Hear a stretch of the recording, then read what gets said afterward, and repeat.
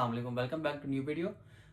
आज की वीडियो में बात करेंगे एक बहुत इंपॉर्टेंट डॉक्यूमेंट जो हम स्टूडेंट वीज़ा या किसी भी ऑस्ट्रेलियन वीज़ा के लिए हमें चाहिए होता है। वो हमारे पास हमारी हेल्थ इंश्योरेंस होती है, इसको हम कहते हैं OSHC, यानी कि होती है ओवरसीज हेल्थ इंश्योरेंस होती है।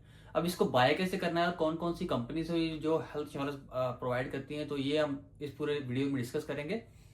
तो चलिए मैं आपको लेके चलता हूँ लैपटॉप पे। तो फर्स्ट ऑफ ऑल, जो हमारे पास हेल्थ इंश्योरेंस होती है वो आपने एक मुक्त ऑस्ट्रेलिया में हमारे पास डिफरेंट कंपनीज हैं जो आपको हेल्थ इंश्योरेंस प्रोवाइड करती हैं। तो इसमें से हमारे पास ये कुछ NIB है, जैसे AHM है, बूपा है, मेडीबैंक है, अलायंस है, CBHS हेल्थ है। तो ये सारी वो कंपनीज, एक तरह से कंपनीज हैं जो आपको प्रोवाइड करती है हेल्थ इंश्योरेंस। तो हमारे पास दो तरीके होते हैं हेल्थ इंश्योरेंस को बाय करने के। फर्स्ट तरीका ये है कि या तो हम इन कंपनीज की वेबसाइट पे एक एक करके जाएं, यानी कि हम NIB की वेबसाइट पे जाएं, AHM की वेबसाइट पे जाएं, बूपा लिखेंगे, बूपा की वेबसाइट पे जाएं और वहां पर जाकर हम जो है ना हेल्थ इंश्योरेंस बाय कर लें। दूसरा तरीका हमारे पास जो इजीएस्ट वे है और जो हमारे पास चीपेस्ट वे है जिससे हम बाय कर सकते हैं, वो है हमारे पास ऑस्ट्रेलिया की अपनी एक वेबसाइट है जिसको हम कहते हैं OSHC ऑस्ट्रेलिया।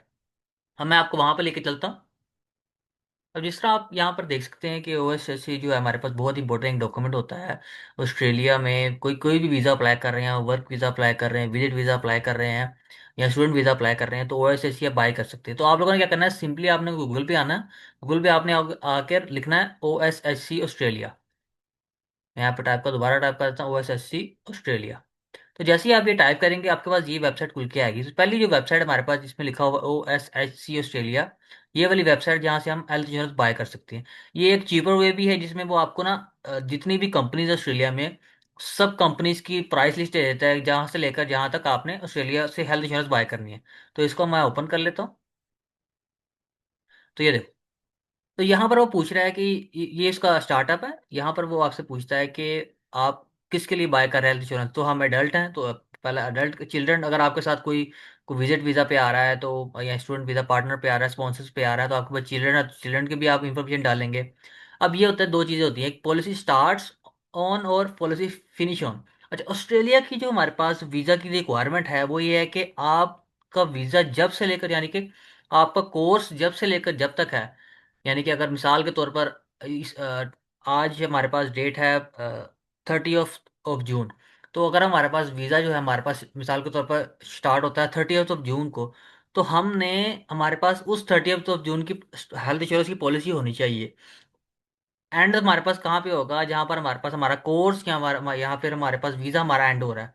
मिसाल के तौर पर एक स्टूडेंट है जिसने हमारे पास आना है सितंबर इनटेक में। ऑस्ट्रेलिया में एक तीसरा इंटेक भेजा, सितंबर इंटेक। अच्छा, उस सितंबर इंटेक में आना है तो उसकी क्लासेस स्टार्ट हो रही हैं, मिसाल के तौर पर हम कह सकते हैं 9 सितंबर। तो हम लोगों ने क्या करना है, 15 to 10 डेज का गैप रखना है क्लास स्टार्ट होने से पहले और क्लासेस स्टार्ट एंड होने के बाद। यानी कि मिसाल के तौर पर अगर बच्चे की क्लासेस स्टार्ट हो रही है 9 सितंबर से, तो हम अपनी हेल्थ इंश्योरेंस की पॉलिसी जो बाय करेंगे वो हम बाय करेंगे 1 सितंबर से। यहाँ पर हम आएंगे 1 सितंबर, और एंड हम करेंगे मिसाल के तौर पर स्टूडेंट का डिग्री जो है उसके बाद 2 साल की है।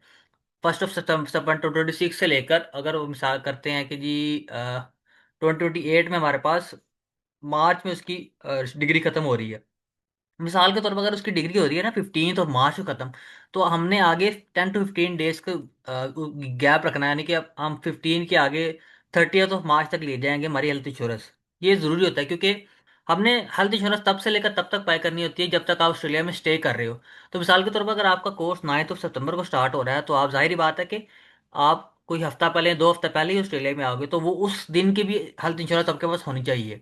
आप ये नहीं कर सकते कि आप उस दिन पे ऑस्ट्रेलिया आ रहे हैं जिस दिन की आपके पास हेल्थ इंश्योरेंस नहीं है। आप जिस दिन ऑस्ट्रेलिया प्लान कर रहे हो, अगर आपका वीज़ा वगैरह आ गया है, अगर आपने हेल्थ इंश्योरेंस पहले बाय कर लिया है, तो आप इसको एडजस्ट एडिट भी कर सकते हो OSHC से कॉन्टैक्ट करके। तो आप लोगों ने 10 to 15 डेज का गैप रखना है, जो भी आप लोगों की कोर्स की स्ट्रक्चर बन रहा है, टाइमिंग बन रही है, या फिर आप विजिट वीजे के लिए आ रहे हैं, तो इसलिए। तो पॉलिसी स्टार्ट डेट मैं रखूंगा मेरे कोर्स की स्टार्ट डेट से 15 डेज पहले की, और पॉलिसी एंड डेट भी मैं उस तरह रखूंगा मेरे कोर्स की एंड से 15 डेज बाद की। और यहाँ पर मैं इसको करूँगा गेट कोड नाउ। तो जैसे मैं इसको गेट कोड कर देता हूँ, तो ये देखो, जितनी भी कंपनीज हमारे पास ऑस्ट्रेलिया में अवेलेबल हैं वो सब का वो एवरेज रहता है कि ये जो आपके पास NIB से अगर आप लेते हो इंश्योरेंस, तो आपको पड़ेगी $1,004 की बात हो रही है। ऑस्ट्रेलियन डॉलर, $1,004 की। अगर आप अलायंस से लोगे तो $1,064 की। अगर आप OSSC से लोगे तो 1,074। तो इस वेबसाइट का एक ये भी बेनिफिट है कि आपको सारी की सारी कंपनीज है ना, उन सब की प्राइस डिफरेंस भी बता देता है कि ताकि आप लोगों को पता लगे कि आप लोगों ने लेनी कौन सी है, कौन सी आपके लिए चीपर है, कौन सी आप लोगों के लिए रिलायबल है। तो ज़्यादातर लोग जो जाते हैं ऑस्ट्रेलिया में वो होता है दो दो या तीन कंपनीज जो जाते हैं। एक तो होती है NIB और दूसरा आता है मेडीबैंक। तो मोस्ट फेमस जो हमारे पास हेल्थ इंश्योरेंस कंपनी है ऑस्ट्रेलिया में, हमारे पास NIB है और मेडीबैंक है। और उसके अलावा ये नीचे बताता है कि आपकी जो हेल्थ, ये सब कुछ इसमें टिक हुआ हुआ है, ये बताता है कि आपकी हेल्थ इंश्योरेंस में क्या क्या चीज़ें शामिल होंगी। तो आप लोगों ने अपनी रिसर्च कर लेनी है कि आपको कौन कौन सी चीज़ें चाहिए, और उस रिसर्च के बाद आप लोगों ने ये हेल्थ इंश्योरेंस बाय करनी है। बाय कैसे करते हैं? सिंपली यहाँ पर मिसाल के तौर पर अगर आप कर रहे हैं कि NIB की बाय करना चाह रहे हैं, तो आप यहाँ पर बाय नाउ पे क्लिक करेंगे। तो बाय नाउ पे क्लिक करने की आपको बता देगा जी आप अब प्रोवाइडर कौन सा, यानी कंपनी कौन सी। NIB है, आप सिंगल एक बंदे के लिए अप्लाई कर रहे हैं। पॉलिसी डेट कब से स्टार्ट हो रही है, कब पे एंड हो रही है, और उसके बाद अब उसकी अमाउंट कितनी है, ये सारा आपको बता देगा। उसके बाद आपने अपनी डिटेल्स फिल करनी है, यानी कि अपना name, surname, date of birth, अपना जेंडर, उसके बाद country, where are you from, उसका पासपोर्ट नंबर जो आपके पासपोर्ट पे लिखा होगा। उसके बाद वीज़ा क्लास, हमारे पास वीज़ा क्लास है वो सब क्लास 500 है। सब क्लास 500 के लिए करेंगे। उसके बाद एजुकेशन इंस्टीट्यूट, ये ऑप्शनल, अगर आपने लिखना है तो ठीक है, नहीं तो आप रहने भी दे सकते हैं। उसके बाद आप नीचे आएंगे तो वो नीचे आपको फिर बता देगा कि आपकी पॉलिसी स्टार्ट कब से हो रही है। तो अब यहाँ पे लिखा होगा कि your policy must start from the date you will arrive in Australia और the date that any previous policy ends. तो उन्होंने साफ साफ यहाँ पे लिख दिया है कि आप लोगों की पॉलिसी उसी दिन से स्टार्ट होनी चाहिए जिस दिन में आप ऑस्ट्रेलिया में एंटर हो रहे हो।